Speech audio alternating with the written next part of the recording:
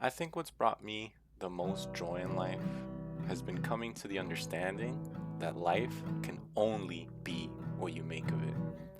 Regardless of family or friends, the reality of their life is the same. But what if you can't make much of your life beyond survival? Is simply surviving living?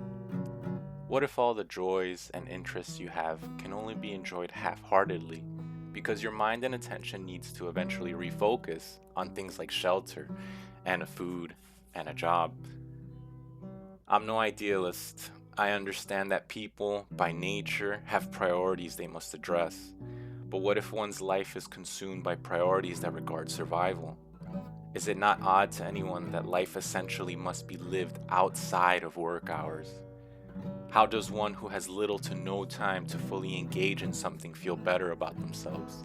How does one live better if one never gets to immerse themselves in what they truly love, more than their job or perceived responsibilities? In all honesty, I believe that many people haven't been able to discover who they are because of the little time most people have to do so. Nonetheless, discovering who you are is how to live a better life.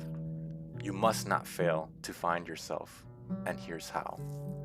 Unplug from everything entirely. Go for 10 minutes. 10 minutes of not looking at something that needs electricity to function.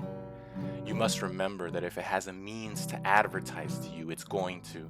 And when it does, it's going to make you feel less whole because suddenly you're in need of something you weren't before the ad appeared. Next, you must observe. Observe where your mind goes to when it's not being influenced. Observe what your soul tells you. And here's the tricky part. What you might be hearing may be the reverberations of all the electricity and information that has funneled through your eyes. You have to give it a second for your neglected soul to see that the coast is clear. Once you're sure you're being you and not the echo of someone else, you have gotten to step 1. If you think there's a step 2, well, that's up to you. The first step is the most important step. The second one is the most fun. Good luck getting to the second step. If step 2 requires money, then you know somewhere someone wants that money and will sell it to you. Selling isn't bad, but not being able to enjoy yourself without spending money is not good. I know there's a lot more to cover, but for now, promise me one thing. Promise me you will gift yourself those 5 minutes without electricity.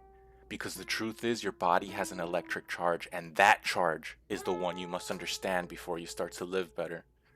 It's so easy to connect with other souls while neglecting your own.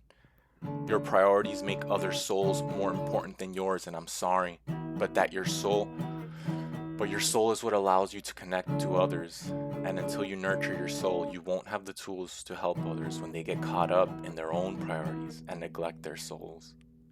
Have you ever lived your own life for even 10 minutes?